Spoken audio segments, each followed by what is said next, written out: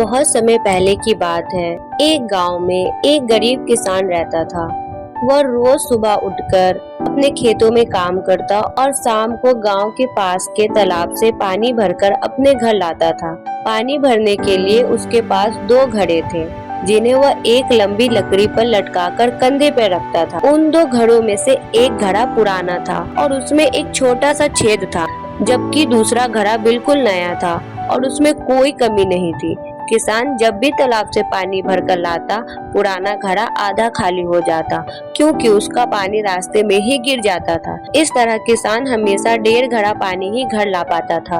एक दिन नया घड़ा पुराने घड़े का मजाक उड़ाने लगा और बोला, तुम्हारी वजह से किसान को हमेशा कम पानी मिलता है, तुम बेकार हो और किसान को तुम्हें फेंक देना चाहिए। यह सुनकर पुराना घड़ा बहुत दुखी हुआ और उसने किसान से कहा, मुझे माफ कर दो, मैं अपने कमजोरी के कारण आपके काम नहीं आ पाता हूँ, मुझे फेंक दीजिए।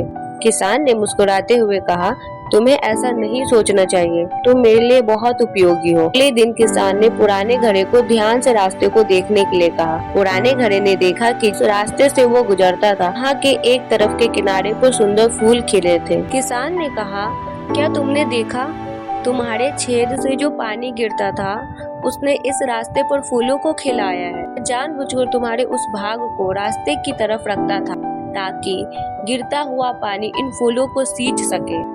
इन खूबसूरत फूलों से ही मैं अपने घर को सजाता हूँ और बाजार में बेचकर कुछ पैसे भी कमाता हूँ। अगर तुम में यह छेद ना होता तो यह फूल नहीं खिलते। पुराना घड़ा यह सुनकर बहुत खुश हुआ और उसे अपनी कमजोरी पर गर्व महसूस हुआ।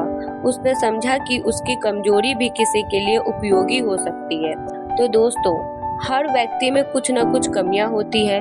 हमें अपने कमियों को एक्सेप्ट करना चाहिए और उन्हें अपनी ताकत में बदलने का प्रयास करना चाहिए। हर किसी के जीवन में एक महत्वपूर्ण भूमिका होती है। हमें दूसरों को उनकी कमजोरियों के आधार पर नहीं देखना चाहिए, बल्कि उनकी ताकत और उसकी उपयोगिता को पहचानना चाहिए। जीवन में हमेशा पॉजिटिव चीजों को ही अपनाना चाहिए। किसी भी परिस्थिति में अच्छाई ढूंढने की कोशिश करनी चाहिए, क्योंकि हर स्थिति में कुछ न कुछ अच्छा छिपा होता है। हमें दूसरों की मदद करनी चाहिए और उनकी समस्याओं को समझकर उनका सहयोग करना चाहिए।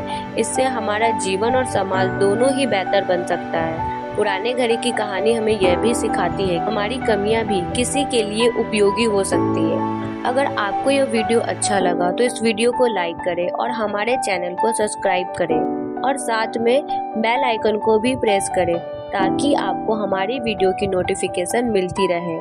Thank you for watching and मैं आपसे मिलती हूँ नेक्स्ट वीडियो में। बाय।